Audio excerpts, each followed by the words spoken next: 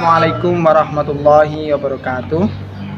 Perkenalkan, saya Andi Ardianto, mahasiswa PPG dalam jabatan dari Program Studi Ilmu Pengetahuan Sosial Universitas Negeri Yogyakarta. Hari ini saya akan melakukan PPL untuk uji kinerja PPL dalam jabatan tahun 2023. Selamat menyaksikan.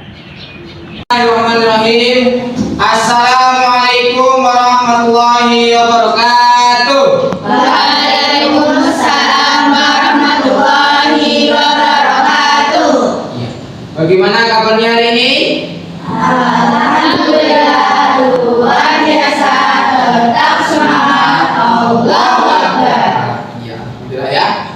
Hari ini kita bertemu kembali di pelajaran IPS. Nah, sebelum kita memulai pelajaran, kita awali dulu dengan membaca doa. Silakan untuk ketuanya untuk memimpin doa ini. Silakan Mbak Zafar. Bagaimana? Ini apa? Before we start our activity today, let's pray together with you.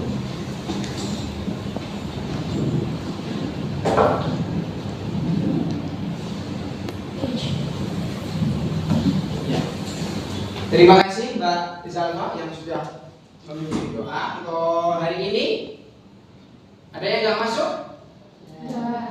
Masuk semua berarti? Ya, tidak ada yang sakit, tidak ada yang sehat.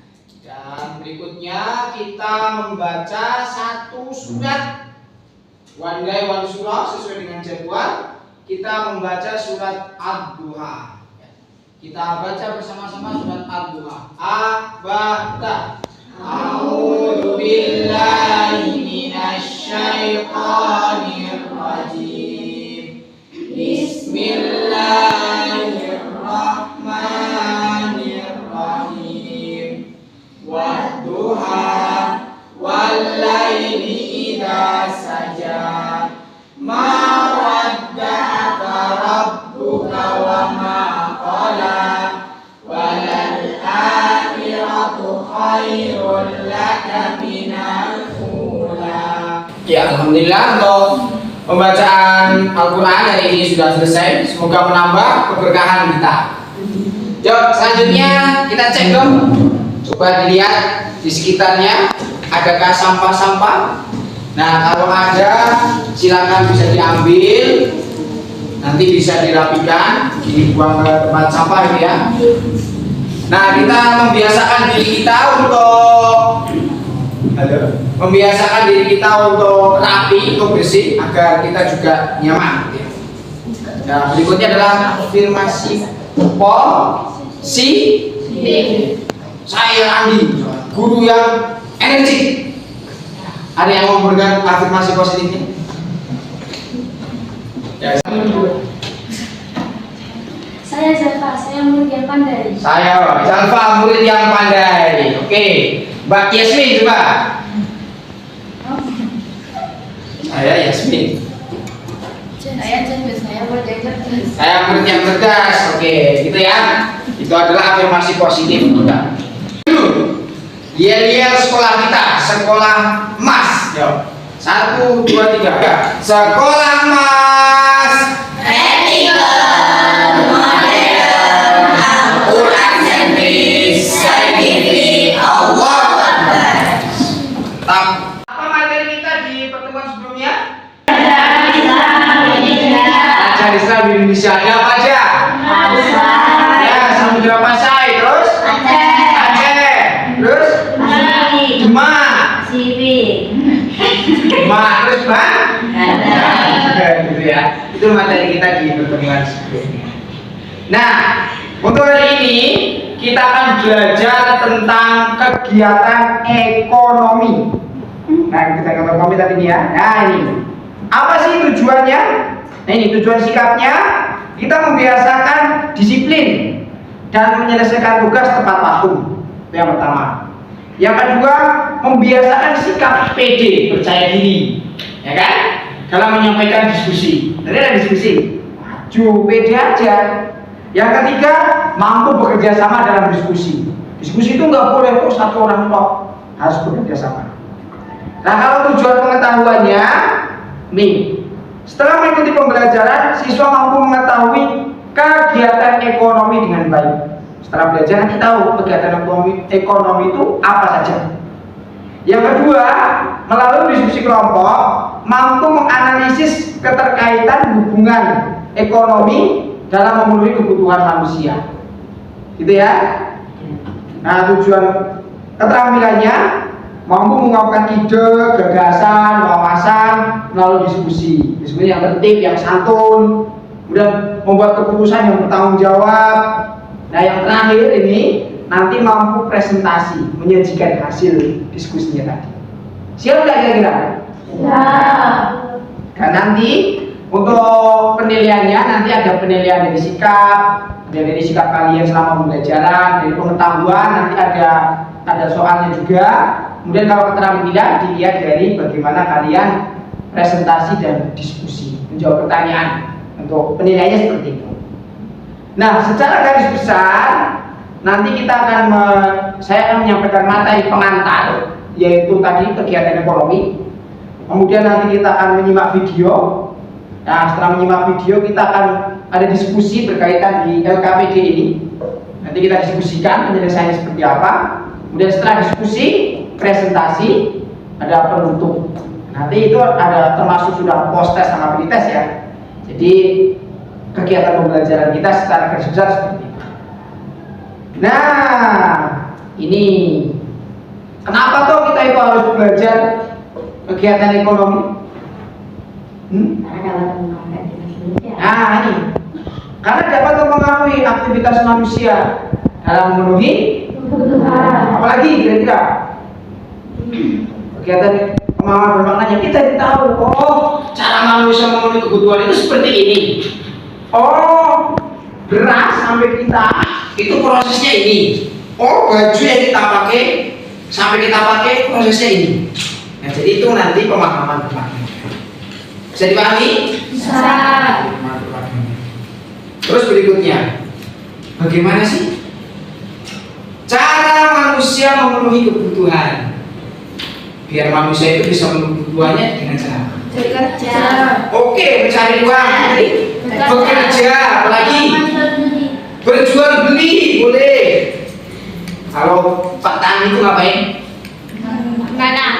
Menanam tanaman kan? Bisa untuk memenuhi kebutuhan hidup enggak? Bisa. Ke pembelajaran ini kita adakan pretest terlebih dahulu. Kenapa ada pretest? Untuk mengukur kalian itu sebelum pelajaran ini itu pengetahuan kalian itu sudah sejauh mana, begitu ya. Ini soalnya saya bagikan nanti dijawab ya. Karena kalian nggak boleh bawa HP di pondok ya, saya bagikan ini. Pakai kertas. Nanti silakan boleh dijawab. Waktunya 3 menit. Cepat ini mudah, insya Allah. Silakan. Sampai.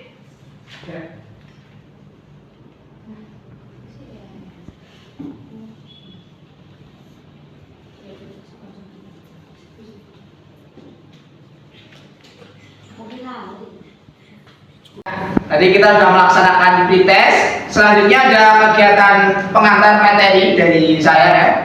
Ini bahwa kegiatan ekonomi itu ada berapa? 3. Ya, kegiatan ekonomi itu ada 3. Ada produksi, distribusi, dan ada konsumsi. Nah, kalau produksi itu adalah kegiatan yang menghasilkan barang atau jasa. Bisa barang, bisa jasa. Barang itu contohnya apa? Baju, meja, ini laptop, speaker, ini barang. Kalau jasa apa contohnya? Menjahit, potong rambut, bisa pendidikan, guru itu juga bergerak di bidang jasa. Nah, orang yang melakukan kegiatan produksi atau orang yang memproduksi itu dinamakan dengan produsen. Nah, tujuan produksi itu ada 3. Kenapa tuh orang memproduksi barang? Yang pertama apa? barang apa yang diproduksi itu harus jelas. Barang apa tuh yang akan kita produksi itu harus jelas. Yang kedua, bagaimana memproduksinya? Apakah menggunakan mesin? Apakah menggunakan tenaga manusia?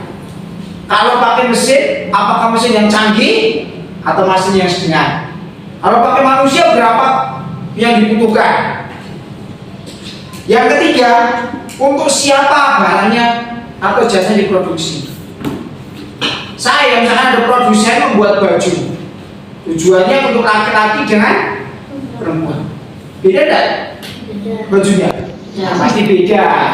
Nah, maka tujuan produksi harus jelas. Oh, produsen ini mau membuat baju untuk laki-laki, maka bentuknya seperti ini. Produsen ini mau membuat baju untuk perempuan, maka prosesnya juga seperti ini. Itu berbeda. Bisa dipahami? Oke. Yang kedua, distribusi.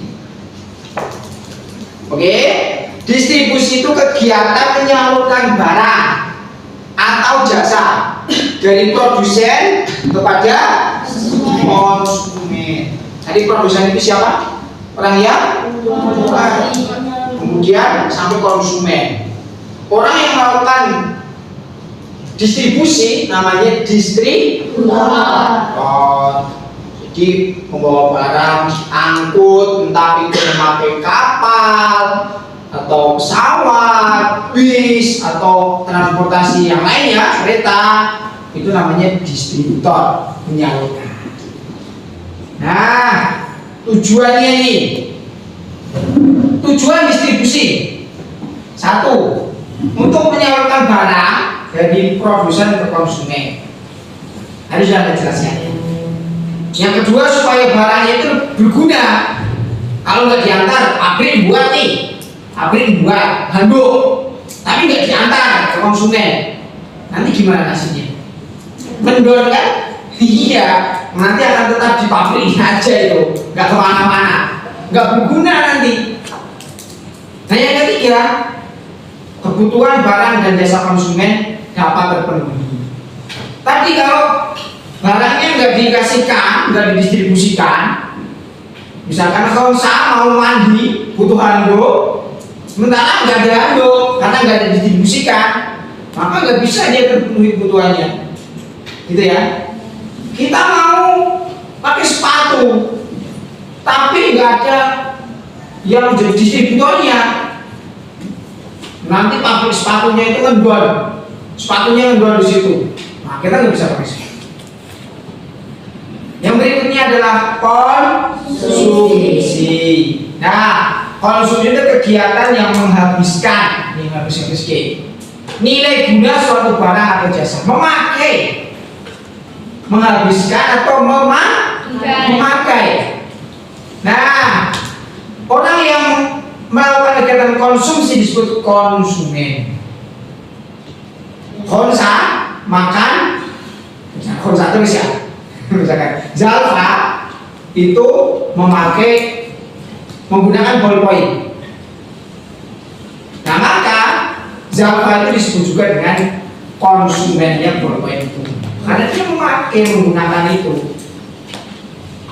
Khadijah misalkan makan lele, maka dia mengkonsumsi lele karena lelenya habis dikonsumsi, gitu ya. Terus ini faktor konsumsi, satu, jumlah anggota keluarga. Semakin banyak anggota keluarganya, maka konsumsinya semakin banyak. Keluarganya 2 sama keluarganya 8 misalkan, makannya itu lebih banyak yang 2 atau yang 8? 8. Nah, itu contohnya. Keluarganya yang 4, ada yang keluarganya 6. Kalau misalkan butuh baju, lebih banyak yang mana? 6.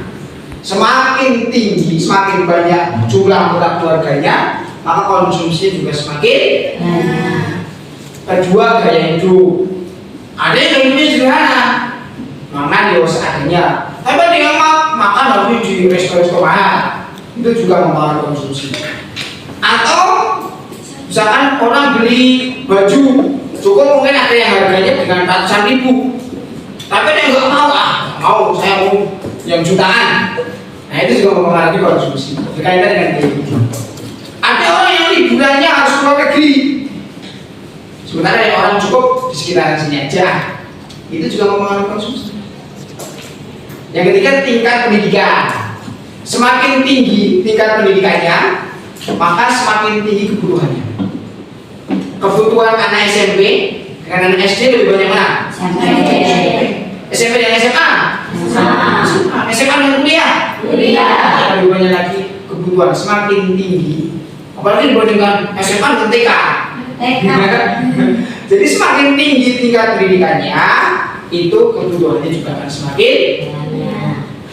Yang berikutnya, yang keempat, lingkungan tempat tinggal. Di orang desa dengan orang kota itu kebutuhannya berbeda. Lingkungan tempat tinggalnya berbeda. Di desa misalkan itu konsumsinya, mereka punya lahan, sayur-sayurnya bisa nanam. Orang kota harus beli. Orang desa misalkan untuk rumah sakitnya jauh, maka dia butuh biaya banyak karena jauh kan, untuk sewa mobil, perjalanannya jauh, tenaganya juga jauh banyak. Tapi orang kota yang dekat dengan rumah sakit itu lebih dekat, maka biayanya juga lebih dekat. Bisa dipahami? Ada pertanyaan nggak sampai sini? Ada pertanyaan nggak? Kita akan menyimak video dulu untuk menguatkan materi kita, dan juga nanti ada permasalahan yang berkaitan dengan yang akan kita selesaikan gitu ya. Kita simak videonya terlebih dahulu. Oke.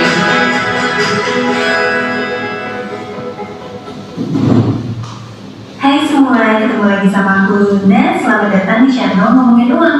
Di video kali ini, aku mau bahas tentang sebuah polemik dalam perekonomian Indonesia yang mungkin paling ironis buat diomongin, yaitu tentang kondisi pertanian di Indonesia. Emang ada apa sih sama pertanian di Indonesia? Kenapa bisa ironis? Jadi gini ceritanya, kamu tahu nggak sih kalau sebagian beras yang kita konsumsi tiap hari, kedelai yang jadi bahan baku tahu tempe buat sarapan kita, bawang yang jadi bumbu masakan ibu di rumah, dan sambal yang jadi kesukaan kita semua, itu tuh sebagian sumbernya bukan dari hasil panen para petani kita loh. Kalau bukan dari petani kita, terus sumbernya dari mana dong? Nah, sumbernya mana nih? Kalau bukan impor alias beli dari luar negeri. Kok bisa ya? Padahal kan Indonesia terkenal sebagai negara agraris yang luas dan subur. Tapi kok malah beli beras dan kedelai dari luar negeri sih? Apalagi dua hasil pertanian itu jadi bahan makanan pokok kita. Aku kasih gambaran lebih jauh ya, tentang betapa ironisnya masalah pertanian kita.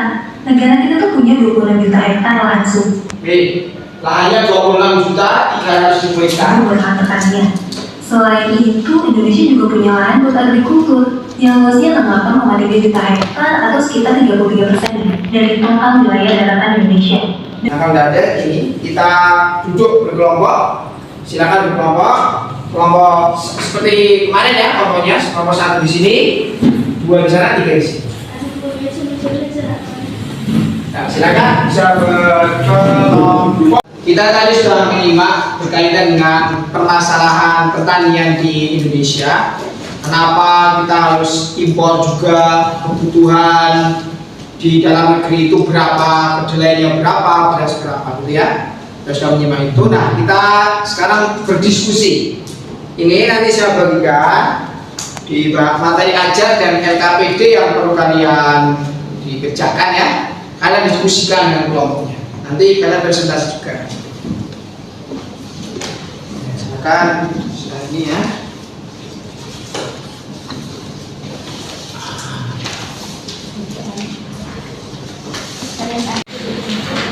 Nah, silakan kalian diskusikan dengan kelompok kalian berkaitan dengan permasalahan yang ada di LKPD.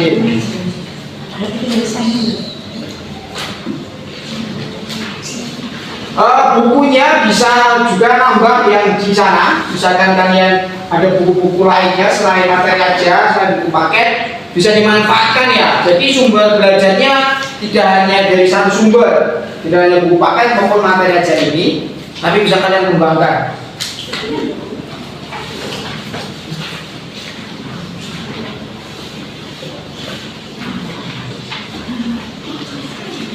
Ini.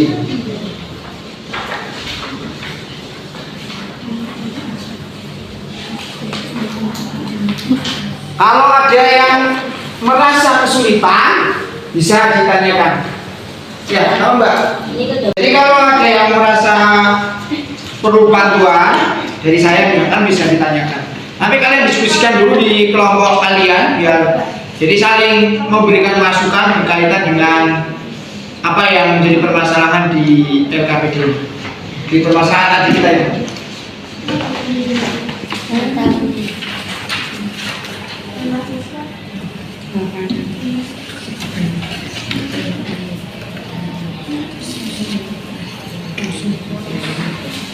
Ada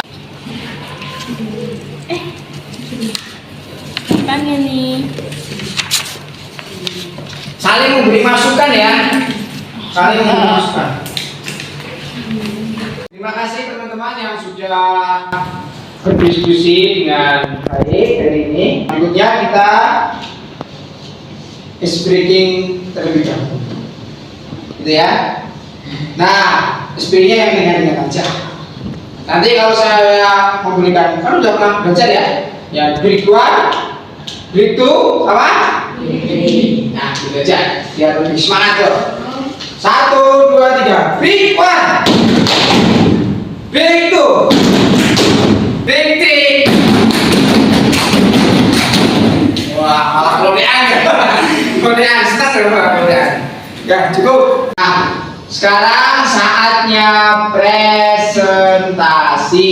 Sudah diskusi, sekarang waktunya presentasi. Oke, silakan dimulai dari kelompok 1 terlebih dahulu untuk mempresentasikan hasil diskusi. Bisa disini Mbak, biar menghadap. Assalamualaikum warahmatullahi wabarakatuh. Waalaikumsalam. Saya dari kelompok 1 ini mempresentasikan hasil diskusi.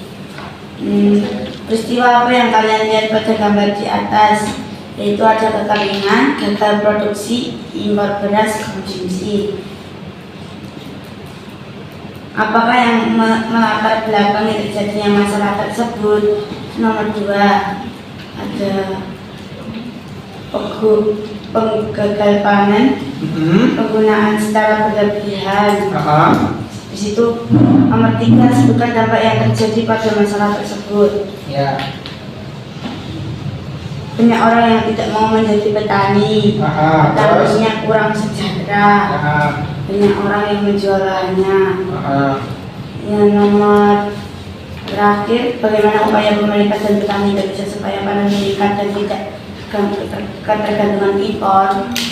Pemerintah memberikan pelatihan kepada petani. Terus habis itu subsidi pupuk yang murah. Nah, betul, terus? Ya, ini presentasi dari kelompok 1. Silakan dari kelompok 2 untuk menanggapi. Bertanya boleh, menambahi boleh, atau mau menyanggah boleh. Silakan dari kelompok 2. Oh iya, silakan Mbak Yasmin. Apakah yang melatar belakangi terjadinya masalah tersebut? Yang melatar belakangi peristiwa itu apa? Penggunaan secara berlebihan. Terus? Gagal panen. Gagal panen, penggunaan secara berlebihan, terus? Gagal panen, apa lagi? Udah. Bisa diterima Mbak Yasmin? Kelompok 2 ada lagi yang mau bertanya tidak? Dari kelompok 3, Baik. Ada yang mau ditanyakan? Oh iya ada. Silakan. Bagaimana upaya yang dilakukan pemerintah agar pemanen meningkat? Upaya pemerintah Memberikan pelatihan kepada petani, subsidi pupuk biar murah. Ya. Nah, 2H. Ini tadi kelompok 3. Bisa diterima jawabannya kelompok 3? Bisa diterima. Kelompok 3 yang mau bertanya lagi? Cukup. Cukup ya? Kalau tidak ada, silakan dari nomor 1 untuk menutup. Sekarang dari saya kata maaf. Assalamualaikum warahmatullahi wabarakatuh. Waalaikumsalam warahmatullahi wabarakatuh.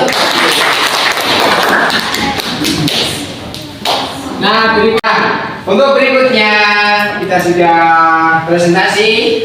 Berikutnya kita post test untuk mengukur. Tadi kalian beli tes untuk mengukur kemampuan awal. Nah, setelah belajar ini untuk post test, ada nggak peningkatannya?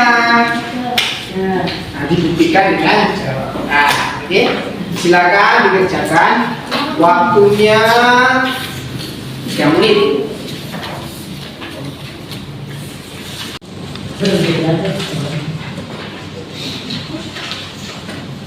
Silakan dikerjakan.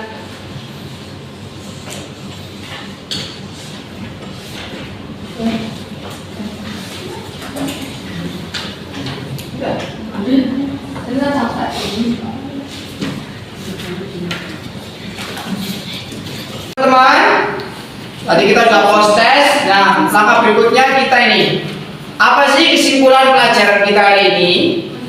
Ada yang Dan ekonomi ada 3. Produksi, distribusi, sama konsumsi. Oke, makasih Pak Fonsa. Ada lagi yang mau memberikan kesimpulannya ya, Mbak? Jumlah konsumsi sebanding dengan jumlah anggota keluarga. Oh, apa tadi? Jumlah konsumsi sebanding dengan jumlah anggota keluarga. Oke, terima kasih Mbak. Ada lagi satu lagi lah yang memberikan kesimpulan. Silakan Mbak. Untuk memenuhi kebutuhan manusia harus bekerja. Oh, untuk memenuhi kebutuhan manusia harus. Oke, terima kasih teman-teman yang sudah memberikan kesimpulan untuk pelajaran ini. Nah, marilah kita merefleksikan diri kita, refleksi diri.